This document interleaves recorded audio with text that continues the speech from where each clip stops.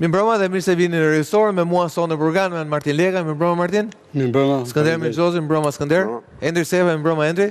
Dhe i vetmi amerikan, Falas, që ka punuar pro Partisë Demokratike, shefi i zyrësypit dhe komunikimit publik Alfred Lela. Mirëmbrëma Lela, faleminderit që me mua miku im i vjetër dhe i regjistor. Mirëmbrëma Lela. Sigurisht një javë e rëndësishme duke patur parasysh të faktin që Partia Demokratike i dha shumë rëndësi faktit se çfarë qëndrimi do mbanin Shtetet e Bashkuara edhe para, edhe gjatë, edhe pas procesit zgjedhor. Vërteta është që Shtetet e Bashkuara reaguan pas zgjedhjeve, por duhet thënë nga ana tjetër që reaguan para mbylljes së një certifikimi zyrtar të procesit zgjedhor. Shiko, si për çdo gjë tjetër, këndvështrimet do të ndryshojnë dhe duhet jemi okej me këtë, megjithatë, vonesa dhe heshtja në fillim, heshtja e gjatë, thot diçka. Vonesa thot diçka. Mesazhi vet në leximin tim, edhe ai e thot diçka.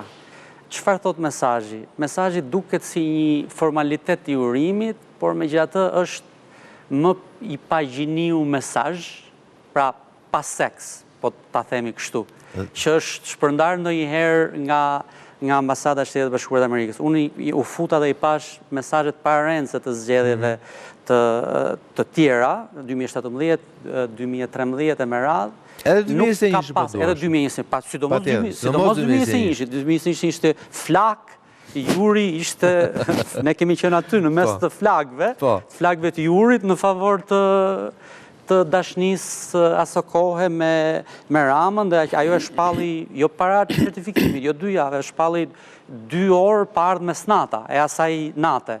Kështu që në këtë kuptim mesazhi me gjithë vulosin që i ke bërë ti emisionet. Vula amerikane, unë nuk thash për kujt ja ka vënë vulën, unë thash që ishte një vulë. Ky është thelbi i diskutimit. Është një shenjë gishti e cila nuk vullos asgjë në favor të atij rezultati që është 83 mandate Partisë Socialiste, që duket sikur ka vulosur fundin e botës. Skënder?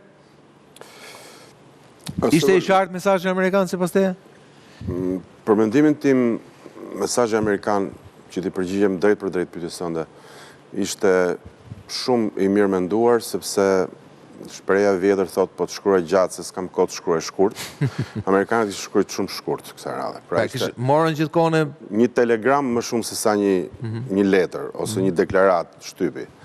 Në ndryshim nga Lela, unë do ta vija në një kontekst më të gjerë të raporteve të SBA-s së pari me botën dhe më specifikisht pastaj dhe me ne. Pra i thonë ndryshimi ka të bëjë me kontekstin e gjerë geopolitik të ri të shtëpisë bardhë. Ti në hyrjen tënde me drejt the para, gjatë dhe pas. Amerika zgjodhi të mos flas fare para, si rallëherë, në çdo tension në lushnjën, Kukës etj. Gjithmonë jemi mësuar që arbitri të nxjerrë dy gisht në faqen e saj online, ose të bëjë një thirrje, nuk foli gjatë dhe vendosi të flas shumë shkurt pas. Pra është minimalja e lejushme. Dhe kjo për mua nuk ka të bëjë vetëm me zgjedhjet. Ka lidhet me Shqipërinë apo lidhet? Kjo lidhet me atë që Amerika e sotme ka vendosur të jetë pas datës 20 janar më së shumti. Që do të thotë, nuk është më vendi që hidhet në zjarr për standardet, nuk është më vendi që do të përhapë demokracinë dhe në Afganistan, nuk është më vendi i cili dëshiron që Europën ta shoh si një domen ku të flasë në çdo moment që është të arsyeshme, me shtetet e mëdha, po mbi të gjitha me demokracitë e brishta të vogla dhe të korruptuara siç janë këto të lindjes. Pra, nuk është më vendi i cili ka një politikë mirëfillit sigurisë ballkanike, sepse po shohim që në ribërjen e planeve të Pentagonit mund të bien dhe shumë nga këto parzmoret, luspat që amerikane që ne na mbrojnë dhe faktikisht ajo është një problem edhe shumë i rëndë. Është një vend i cili, ju kujtoj, nuk ka folur për drejtësinë e re që kurse ka ardhur Trumpi, nuk ka më një takim as thirrje Dumanit në ambasada, as thirrje. Po ditë ka qenë para pak ditësh. Fal. Po jo marrëdhënia siç e kujtonte Lela me drejt që Yuri Kim me dekorat. Ka më marrëdhënien siç kemi parë të flas. Absolutisht. Nuk kanë rënë gjithë këto tonet deklamative. nuk e ka më marrëdhënie politike, e ka institucionale. Ti themi ca gjëra. M'fal, ti mbaroj unë 2 gjërat e mia dhe pastaj të lutem ta bëjmë radhë. Do të thotë, për të ardhur këtë deklarata, unë them që deklarata gjërat që dëshiron t'i thot, i tha. Pra, pyetja e certifikoi procesin? Unë mendoj që procesin e ka certifikuar sepse kjo do t'jetë, po bëj unë një supozim tani, ky do t'jetë qëndrimi i fundit Amerikan për këtë ngjarje, që është 11 maj. Është e mirë menduar, është vetëm një frazë, nuk quhet madje as paragraf, por unë mendoj se vendimin e dha. Sepse vetë folja të Urosh nën kupton... Por popullin shqiptar, nën kupton... ta saksojmë dhe këtu. Patjetër, sepse janë të barazlarguar nga palët, nuk kanë dashuri politike për palët. Tani këtë deshën të tregojnë. Duhet thënë që ka dhe një mesazh përpara zgjedhjeve që lidhet sërish me vullnetin. Disa mesazhe. Jo, ky që i drejt për drejt, ky që ishte patjetër, por ky që lidhet me këtë më pas zgjedhjeve, pra ideja kur foli dhe atëherë për vullnetin e votuesve shqiptar. Patjetër, për pjesëmarrjen e vullnetin e për patjetër. Pra, kjo është momenti juaj ftisni. Më fal, një thirrje jo e një demokracie të tillë nga ato që ne jemi mësuar që zakonisht na jep leksione dhe ne mbajmë shënim. Unë mendoj që ata nuk duan të jenë më babysitterat e Shqipërisë, nuk duan të jenë më kujdestari dhe aq më pak duan të jenë gjykata supreme. Kam përshtypjen se Shtetet e Bashkuara po na japin një mesazh, i cili te kalon këto zgjedhje, po na japin një mesazh se me këtë Amerikë të këtij formati, ne duhet të rrim tashmë me këmbët tona, sepse ata nuk do na vinë më ndim. Po se ba? Unë mendoj që mesazhi i martës i ambasadës së Shtetit Bashkuar të Amerikës ishte më shumë si i detyruar nga një klim politike ngritur në Shqipëri, e cila thonë pse nuk po reagojnë amerikanë, pse nuk po reagojnë amerikanët. Po pse, se në punë parë mund të reagonte kur mbyllet procesi, nuk janë më ata çka kanë qenë, nuk janë më amerikanët që eksportonin demokracinë. Këtë e bëri të qartë Trumpi në fjalimin që mbajti në West Point, në Akademinë Ushtarake atje. Pak ditë më parë, po pra. Ushtria e Shtetit Bashkuar të Amerikës nuk është më për të eksportuar demokraci. Nuk është ky misioni i ushtrisë amerikane.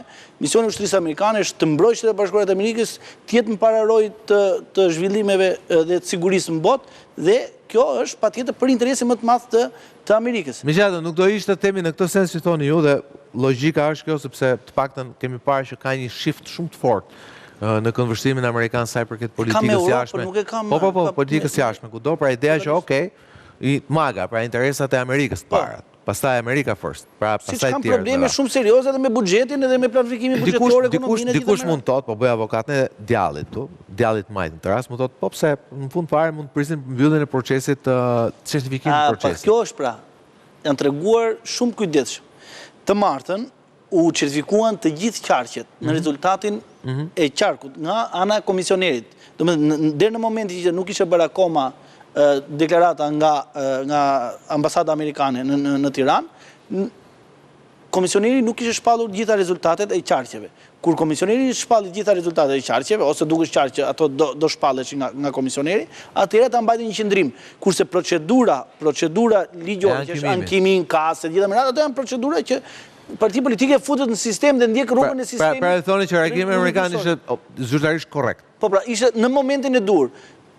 Domethënë, i ndryshëm ishte i Bashkimit Evropian dhe liderëve të Bashkimit Evropian, të cilët edhe për faktin që erdhën bën një summit në datën 15. Se quhen momentin e duhur, një gjë që vjen 2 javë me vonesë, një gjë që s'ka ndodhur asnjëherë. Sepse unë mendoj që kjo është dalje të pakën nga, pra nëse Amerika ka dalë nga natyra makro, e thoni, po nuk e pranoni që Amerika ka dalë nga natyra dhe në mikro. Pra, e themi që ka dalë. Liderat europian që nxituan, ka folur fare është kontekst edhe në Shqipëri. Ishin liderat europian që nxituan, se e bën aq shpejt në një proces që nuk ishte certifikuar zyrtarisht.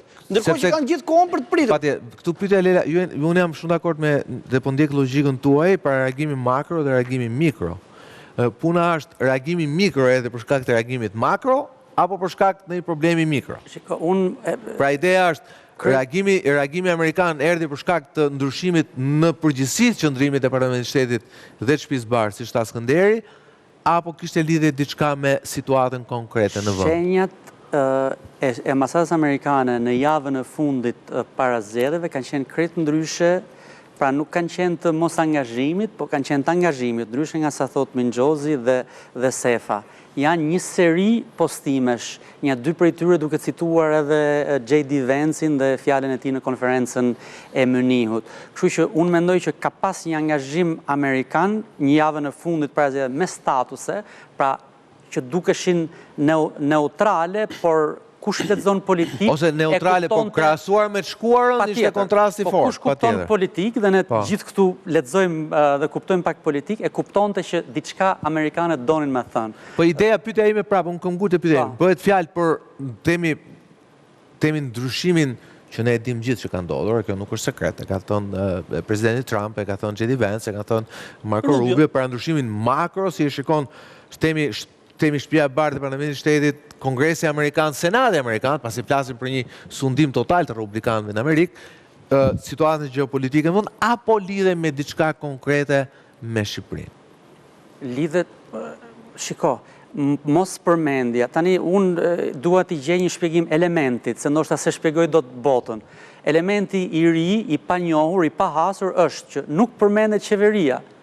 Mos përmendja e qeverisë për mua do më thënë pakënaqësi me procesin zgjedhor. Unë këtë lexim kam. Se për ndryshe, pse mos ta përmendë, kush i fitoi zgjedhjet? Zgjedhjet nuk i fitoi Mao Zedongi. As qeveria Angolës, i fitoi qeveria Edi Ramës, apo jo? Dhe duhej përmendur, pra nuk ishte zgjedhjet as si organizoi populli shqiptar, vetëm shkoi tek kutit. Pra tani aty ka një procesin. Para shumë vitesh tashme, ka qenë një kohë ku tani më kujtohet vetëm titulli, kam pas bërë një editorial me titull James Jeffrey si Giacomoni. Deri diku në atë kohë kisha dhe drejt, me thënë vërtet. I referoj zgjedhjen 2005. Dhe që bërë nami atëherë, jo më thirrën e tjera, por unë mendoj që ka ikur ajo kohë, ka ikur edhe Yuri Kim nuk është më, ka ikur edhe Joe Biden nga Shtëpia e Bardhë, ai burri pas teje është tjetër gjë në politikën amerikane, jo thjesht ndaj Shqipërisë, po ndaj Europës dhe ndaj botës. Kështu që ne duhet të kemi parasysh që jemi në një realitet krejt tjetër, ku nuk është situata që sa po thash. Tani, unë mendoj që deklarata e ambasadës së Shteteve të Bashkuara të Amerikës është në një distancë të barazlarguar nga qeveria, po edhe nga opozita, do më thënë, kur i drejtohet vetëm popullit shqiptar për zgjedhje, dhe ajo nuk thot përshëndes popullin shqiptar për votimet, siç mendohet që thuhet, por për zgjedhjet. Kështu që në Shqipëri ka patur zgjedhje, jo votime. Nuk i organizon populli shqiptar. Për më tepër farë. Një gjë është pak e për e sigurt. Interpretimin mund ta bëjmë sa po të duam, pa dyshim. Asamblet e Pallatit i organizon populli shqiptar, po me thënë drejtën zgjedhjet nuk i organizon. Tani kur mblidhemi aty te Pallati, caktojmë përgjegjësin. Ajo nuk thot për organizimin e zgjedhjeve, thot përshëndesim popullin shqiptar për zgjedhje dhe do bashkojmë për Shqipërinë.